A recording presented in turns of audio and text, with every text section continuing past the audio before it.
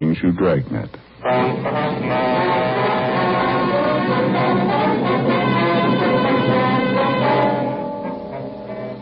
You're a detective sergeant. You're assigned to homicide detail. An unidentified woman is found murdered in a hotel room. Cause of death, strangulation. There's no lead to the identity of the killer. Your job, find him.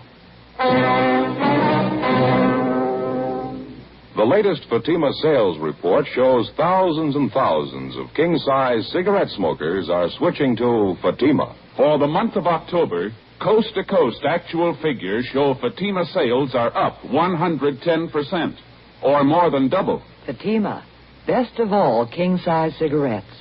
Definitely the best quality in its class, but the same price as the cigarette you're now smoking. Remember, thousands of Americans are switching to extra-mild Fatima. Next time, insist on the best, king-size Fatima, in the distinctive golden yellow package.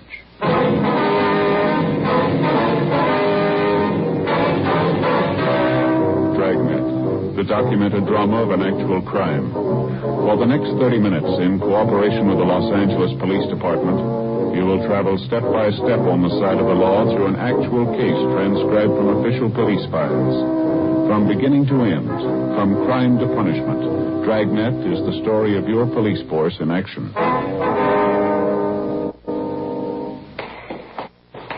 It was Tuesday, October 7th. It was cold in Los Angeles. We were working the day watch out of homicide. My partner's Ben Romero. The boss is Thad Brown, chief of detectives. My name's Friday.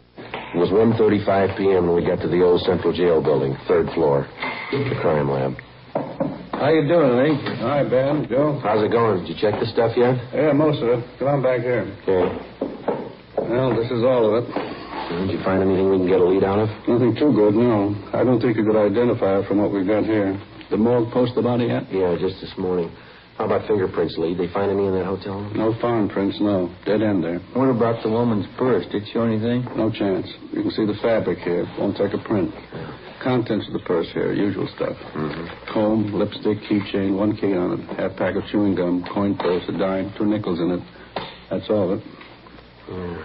According to the room clerk at the hotel, she had a wallet with her when she checked in. There's no sign of that, was there? Nope. No sign of it in the hotel room either. Checked everything. Is that the only piece of jewelry found on the body, that wedding ring there? Yeah, it's a cheap ring. No markings on it. No way of tracing it. About the only thing I can tell you, she was pretty well dressed. That's an expensive bag there. Yeah. Sure not a cheap dress either. Same for a coat and shoes. They cost some money, too. How about labels on any of that stuff? One on the coat. Yeah? You can see right here. Benwood Department Store, Los Angeles. Coat's fairly new. They might be able to give you something on it. Oh, really? The people at the hotel, got anything there? It could have been better, Lee. The woman checked in last night around 8 o'clock. She registered as John Ross and wife, L.A. Anyone see the man with her? No, nobody. Room clerk says the woman came in alone. She said her husband was out parking the car, so she registered for both of them. Mm-hmm. Clerk said he left the desk a few minutes after that. Figures the man must have come in sometime while he was gone. Nobody on duty at the desk after midnight. He could have left the hotel any time after that without being seen. She registered at 8 p.m. The coroner says she died about 10:30. You're not even sure there was a man with her, are you? Yeah, the woman who was registered next door to the murder room, she told us she heard a man and a woman arguing. That was about 10 o'clock. Said it got pretty loud. No idea who the woman really was, huh? I suppose that John Ross and wife business doesn't mean anything. That's pretty doubtful. About all we got to go on is the physical description from the coroner. She was a small woman, 5'1", 99 1/4 pounds, wasn't that it, Ben? Yeah. Brown hair, blue eyes, about 31, 32 years old. We got her prints off to Washington. Got any ideas? We figured maybe it could be a psycho killer. How do you figure? The coroner's report listed strangulation as the cause of death. Yeah? Whoever did it made sure her neck was broken. At approximately 6 o'clock that morning in a second-floor room of a downtown hotel, the body of an unidentified woman was found murdered. Preliminary investigation failed to reveal the true identity of the victim or the killer. As far as physical evidence was concerned, there wasn't much to go on. The deep bruises on her neck and throat, along with the crushed vertebrae at the base of her skull, indicated a savage attack. 1:55 p.m. Through the label on the dead woman's coat, we traced the garment to a department store where it had been purchased, but they had no record on it. It was a cash purchase, and the salesgirl couldn't remember the customer. Investigation during the next 2 days failed to turn up any leads. We showed a moored picture of the victim to bartenders, waitresses, parking lot attendants in the vicinity of the hotel. They couldn't identify her. We rechecked tenants and employees at the hotel. That got us nothing. Thursday, 5:48 p.m. One answer I'd sure like to find. Yeah? The victim was a nice-looking woman, well-dressed, nice clothes. How come she'd stay in a cheap hotel down the neighborhood like that? It doesn't jibe for my money. Well, that's hard to say. Sure got me stopped. 2 days leg work and we're no place. Well, we might be in better shape when we get that kickback from Washington. I sure hope so. Go ahead.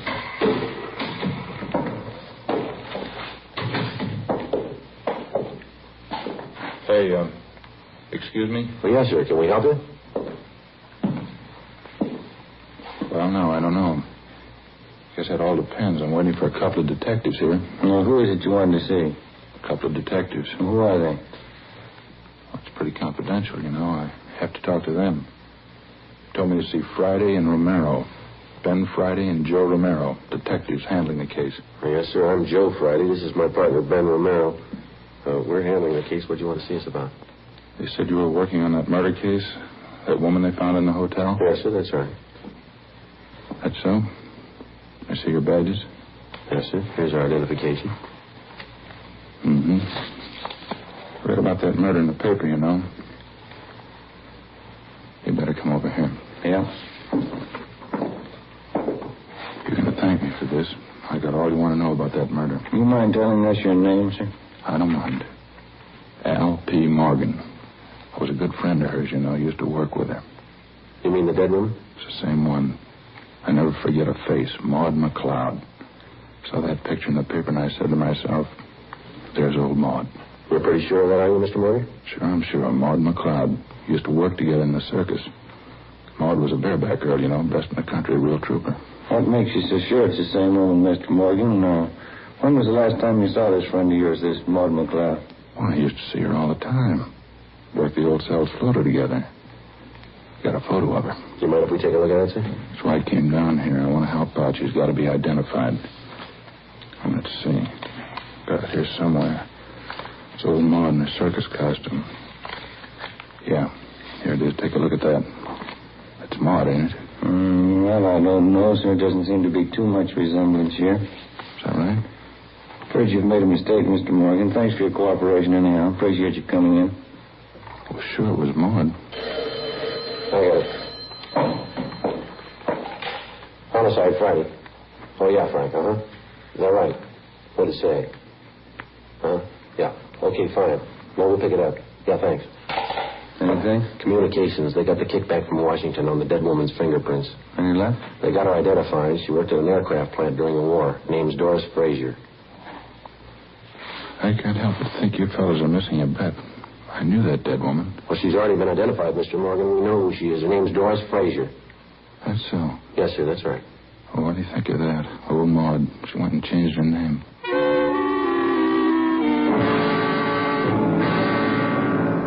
Thursday, 6:35 p.m. Ben and I went down the hall to communications and got a copy of the kickback from Washington. The murder victim was identified as Doris Eileen Frazier. She applied for a position as a typist at the Eagle Aircraft Plant in Burbank in 1942. Next morning, we checked the personnel office at the plant, and we found that Doris Frazier had been employed as a typist from 1942 to 1944. In going over her application, we found her last known address listed as 7346 Oakdale Avenue. Her application stated she was single, with no previous employment, with no known relatives. We could uncover no further information on the girl. We drove across town to the Oakdale Avenue address, a large apartment building in a better-than-average neighborhood. The manager told us that Doris Frazier had lived there up to 8 months before. He said that a few weeks before she moved, she was married to a tall, dark-haired man, but he was unable to remember his name. The manager also told us that the newly married couple apparently began having trouble from the day that they were married. We checked the next forwarding address, a boarding house for women in the south end of the city. Ben and I interviewed the woman in charge, a Mrs. Frances Watson. We talked to her back in the kitchen of the boarding house while she polished a set of silverware. I saw that picture in the paper. I didn't connect it with Doris, though. She was a much prettier girl when she lived here. You say she left here about 18 months ago, Miss Watson? Yes, maybe a little more. Might be closer to 2 years. I'd have to check my rent receipts to be sure. Did you happen to know anything about the Fraser girl, Miss Watson? I mean, did you know much about her personal life at all? Well, of course, I always insist on references. Any good boarding house does, you know. Doris was a nice girl in many ways. Of course, she had her shortcomings. I suppose we all do. When she first came here, she seemed like such a nice girl, and then she started to go downhill. I just don't know what got into her. Well, how do you mean, ma'am? Was she in some kind of trouble? Well, of course, when she first came here, we didn't know it, but she was married. This is a home for single girls. We have our rules and regulations just like any other respectable place. Yes, ma'am, I understand. Well, as we came to find out later, Doris wasn't only married, but she was fighting with her husband. I understand he wasn't much at all. She was thinking of getting a divorce, as a matter of fact. Well, did you ever meet her husband, Miss Watson? No, I never did. I suppose it's just as well I didn't. I understand that Doris left him after they'd been married only a few months. Mm-hmm. Do you know what his name is, ma'am? No, I have no idea. Or Doris always used her maiden name when she was with me. Then you never saw this man, Miss Watson? He never came to the house here? No, I didn't say I never saw him. I said I didn't meet him. Yes, there was once when he came to the house to see Doris. And what was the occasion? You mind telling us about it? Oh, it was most unpleasant, I can tell you that. Let me see now. Yes, Doris had been here about 6 months. Even by that time, I was beginning to see the real side of the girl. No character, Sergeant, no character at all. It shows up every time. Yes, ma'am. Wonder if you'd go on, please. Well, as I was saying, it was after about 6 months when this man brought Doris home late one night, about midnight, I'd say. Upset the whole house. How was that, ma'am? The two of them, this man and Doris, they stood right out there in the hall, had a terrible quarrel. The language, it was dreadful. The top of their lungs, too. My husband went out to quiet them down, but the man left before he had a chance to call him down. He upset the whole house. Now, this man that the Fraser woman was arguing with, you're sure that was her husband? Well, as sure as I can be. That's what Doris told me, anyway, the day after. I called her in and told her I just couldn't tolerate behavior like that. It upset her quite a bit, I remember. She cried, said it wouldn't happen again. That's when she told me she was trying to get a divorce. Was that what the big argument was about? Would you know that? Yes, she said she wanted a divorce. Her husband didn't. He wanted her back with him. Certainly is sad the way some people mix up their lives. Yes, ma'am. By any chance, did you get a good look at this man, husband, I mean? Well, he was tall and had dark hair. That's about all I remember. He was well-dressed, too. I see. When Doris Fraser left here, Mrs. Watson, did she leave a forwarding address with you? No, she didn't. I haven't any idea where she moved. What kind of work was she doing while she was living here? Do you have any idea where she was employed? Yes, that was one of the references she gave me. Furniture company. Down on Venice Boulevard, if I remember correctly. I have the address in my record book. Certainly is unfortunate. The whole thing. Yes, ma'am, it is. I even tried to talk to her before she left. Sat her down and talked to her for a whole afternoon. I guess it was just a waste of time. How's that, ma'am? Trouble with her husband. Terrible thing. He seemed to treat her so badly, two of them fighting all the time. I believe she was actually afraid of him. She told me he was very jealous. He drank, ran around. That's why I couldn't understand it. You couldn't understand what, ma'am? Doris, when she moved away from here. Yes, ma'am? She said she was going back with her husband. The landlady, Frances Watson, gave us the address of the furniture store where the murder victim had been employed, and we drove down to check with the personnel manager, a Mr. Collins. He said that Doris Fraser had been fired from her job 10 months before. He said she'd been let go because she was constantly late for work and that she got into the habit of asking for salary advances too often. Collins also told us that he'd heard about the trouble between the Fraser woman and her husband. He said he'd seen the husband in the store several times when he came to call for his wife. He identified the husband as Stephen Arnold. The description was approximately the same, a tall, well-dressed man, dark hair, heavy build. The personnel manager gave us the last known address they had on the victim. The following morning, we checked it out, an apartment hotel in the East Wilshire area. She was still registered there, together with her husband, Stephen Arnold, but the desk clerk told us that Arnold hadn't been living there for the past 3 months. He had no idea where Arnold had moved. He didn't know where he worked. While the desk clerk stood by, Ben and I went upstairs and checked the apartment. Anything, Joe? No, nothing. Nothing in the bedroom. Like Lee says, she goes in for nice clothes, about all I can figure. Well, what you got there? See it lying on the desk here. It looks like she started a letter and didn't get to finish it. What's it say there? Well, it's dated October 23rd. That's over a week ago. It says, Dear George, I've been meaning to write to you before, but That's all. That's as far as she got. George. First time we've run into that name on this deal. Makes more than one man in her life. Here's a couple of more letters here. They're all addressed to her, unopened. Let's see. All we can go by are the return addresses. Telephone bill, ad from a woman's store, postcard, another ad. Here's something. Santa Monica postmark. Check the name on that return. Yeah. Stephen Arnold. 12:35 p.m. We called the office and checked Stephen Arnold through R&I. He had no criminal record. The return address, which he'd listed on the envelope of the letter to his wife, was 10826 Pacific Front Boulevard. We located it on the beach just below Santa Monica. It was a small hamburger stand owned and operated by the dead woman's husband. No, I haven't seen Doris for a couple months anyway. Why? I understand you had an apartment with your wife in the East Wilson neighborhood. Is that right, Mr. Arnold? Yeah, that's right. Mind telling us why you left? No, I don't mind. I want to move closer to my work, that's all. That place is way too far out. Well, how is it your wife didn't move with you, sir? She wanted to stay close to town. Doesn't care for the beach much. Bad for his sinus, I guess. Well, did you have an argument with your wife, Arnold? Some kind of a disagreement? Is that one of the reasons you moved? Yeah, you might call it that. We're getting a divorce. That's so. Yeah, it was the best thing all the way around. Did nothing but fighting and scrapping last year anyway. We decided to call it quits. Will you excuse me a minute? I got to put some cold drinks in this cooler here. Yeah, go right ahead. Would either you care for a cold drink? No, no thanks. Coke, maybe? No, thanks. Did you get the divorce from your wife, Mr. Arnold? Yeah, that's right. I'm divorcing her. Why do you want to know? Do you remember that last time you saw your wife, the exact date, I mean? No, I don't think I remember that. Been at least 3 months, I'll say that much. You spend most of your time down here at the beach, do you, Mr. Arnold? Yeah, that's right. I get into town once or twice a month. They sure you would like a Coke? No, thanks. I think I'll have one myself if you don't mind. Sure, I get a cold one here. Water sure is cold. How about last Tuesday night, sir? You happened to be in town that night? Oh, last time was 2 or 3 weeks ago anyway. Went in to see a show. I was working here last Tuesday night.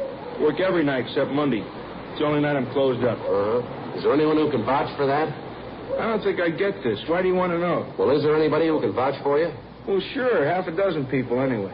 A fellow runs a place next door. The guys in the rest of the stalls up and down the way here. They can all vouch for me. I work till 1 a.m., same as usual. Hey, just a minute. Hey, Vic? Vic? Yeah, Steve. Hop over here for a minute. Something I want to talk to you about. Yeah, just a minute. Hey, Vic, thanks. He'll be right over. You fellas want a cup of coffee or anything? No, I'd like to have change for that cigarette machine, though, if you don't mind. Oh, sure. Okay.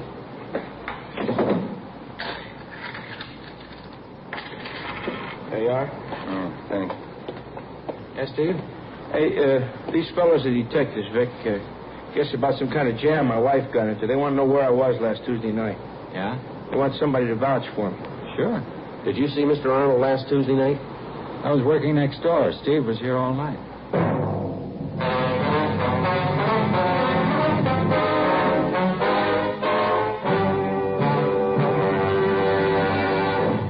You are listening to Dragnet, authentic stories of your police force in action. Millions heard it, yet only 52 have written. Starting on Dragnet over 2 months ago, on September 20th to be exact, Fatima made a special money-back offer to more than 10 million listeners. The results? Amazing. Millions heard it, yet only 52 have written. If you smoke king-size cigarettes, listen to Fatima's famous offer. Buy a pack of Fatimas. Enjoy their extra mildness and superbly blended tobaccos. If you're not convinced Fatima is better than the king-size cigarette you're now smoking, just return the pack and the unsmoked Fatimas before December 1st, and we'll give you your money back plus postage. Fatima, Box 37, New York 1. Fatima's latest sales report shows Fatima sales up in every state in America. The month of October, coast to coast. Actual figures show Fatima sales up 110%, or more than double. Yes, thousands and thousands of Americans are switching to king-size Fatima. So why wait? Switch to Fatima today. Extra mild. Best of all, king-size cigarettes.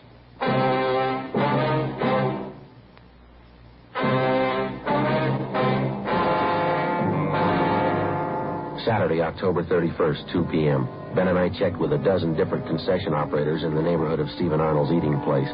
They all corroborated the fact that on the night his wife had met her death in a downtown hotel, Arnold had been working at his stand until 1 a.m.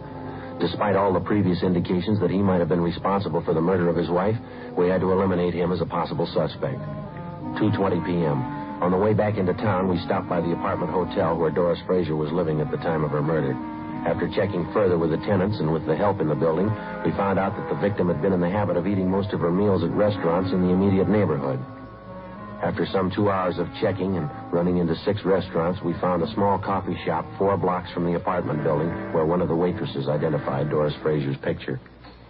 Yeah, that's her, officer. Terrible picture, though. She looks so much older. About how often would you say Miss Frazier came in here, ma'am? Well, 3 or 4 times a week, I'd say. The bus stop's right out there on the corner. She'd usually have breakfast, then grab the bus and go to work. Some nights coming home from work, she'd stop in here for dinner. Nice girl, quiet.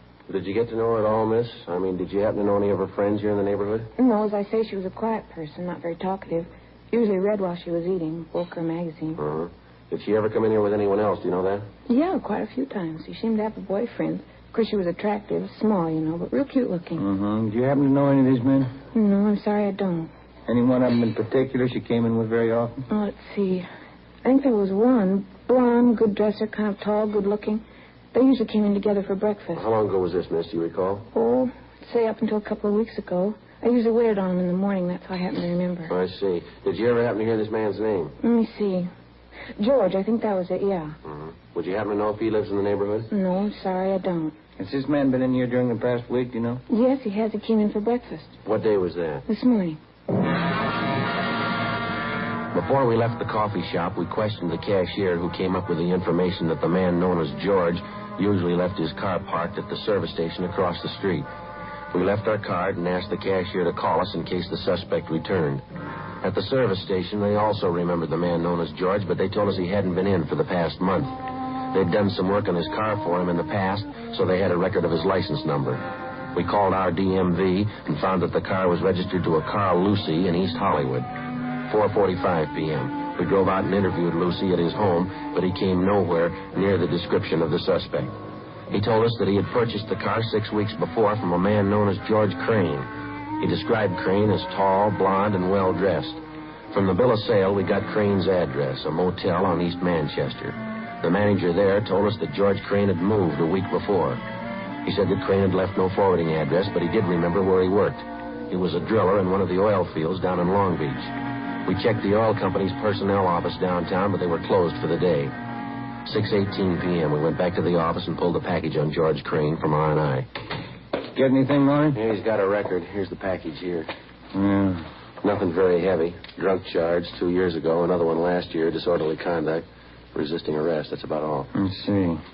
Yeah, description checks out all the way. You called the night office of that oil company, did you? Yeah, they couldn't tell us anything. Said call back first thing in the morning. Want to reach I got it, yeah. Homicide, Friday. Who? How's that, sir? Oh, yeah, sure. Yes, sir.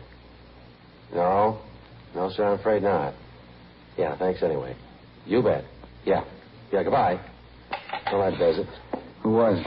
That guy who was in here the other day. You remember that Alfred P. Morgan or whatever it was? Oh, what did he want? Wanted to buy us a drink. He's celebrating. Huh? His old friend Maud. He just found her.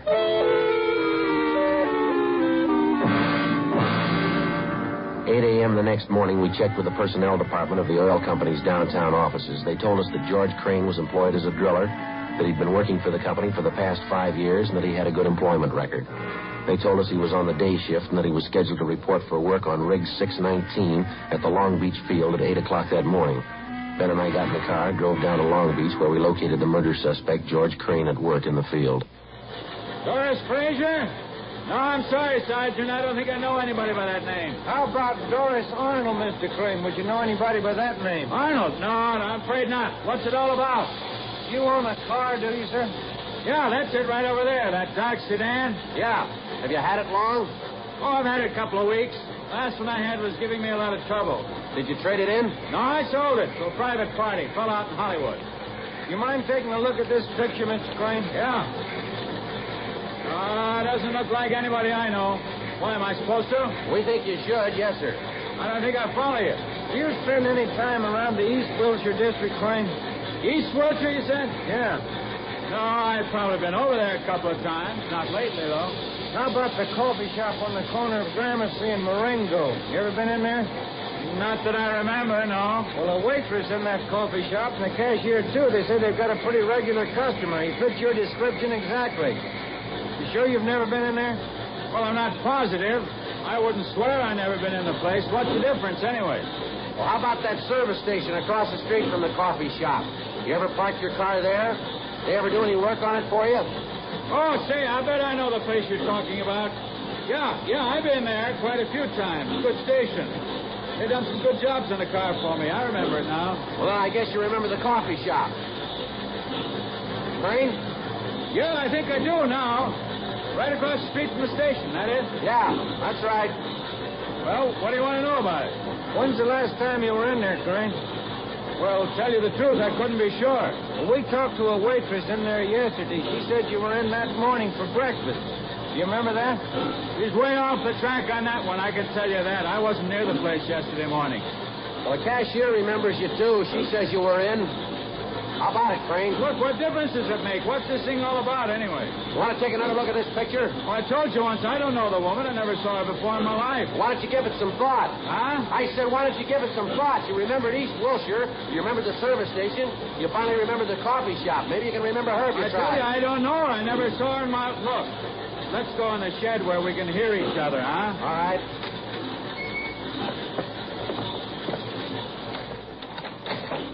Yeah, that's a little better, huh? The waitress in the place says you were in there quite a few times with a woman. You usually came in for breakfast. You stopped going there about 2 weeks ago. I don't know her. What's the matter, Crane? You figure you got something to hide? I don't know what you're talking about. I don't know her.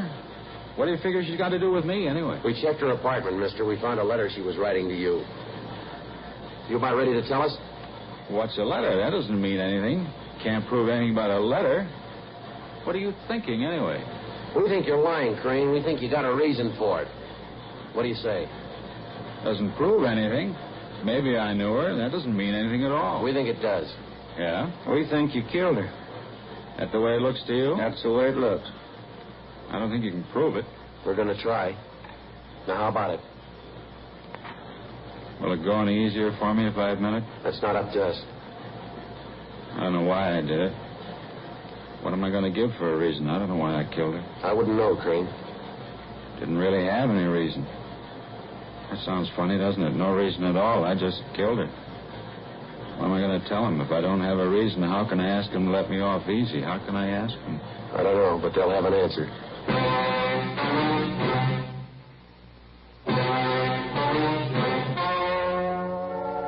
The story you have just heard was true. The names were changed to protect the innocent.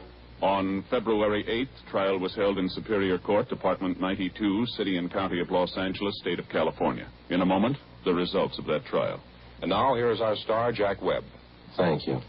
Friends, all of us on Dragnet sincerely hope that all of you enjoyed a happy Thanksgiving. And now, for a moment, we'd like to look ahead, pass along a gift suggestion for the coming holidays. Your neighborhood dealer now has Fatimas in colorful, smart Christmas wrappers. You'll find they make a perfect gift. Fatima's extra mildness and better flavor, Fatima quality, is bound to please every king-size cigarette smoker. Remember, this holiday season, give your friends Fatima in the distinctive new Christmas carton. Fatima, best of all king-size cigarettes.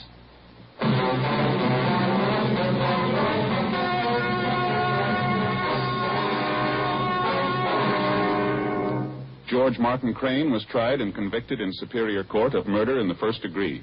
He is now serving a life term in the state penitentiary.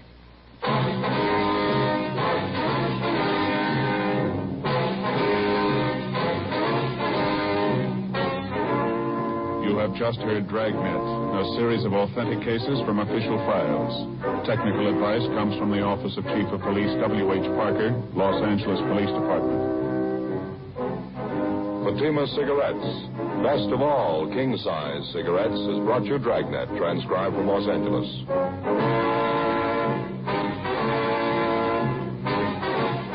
Next, Counter Spy fights international intrigue. Stay tuned to NBC.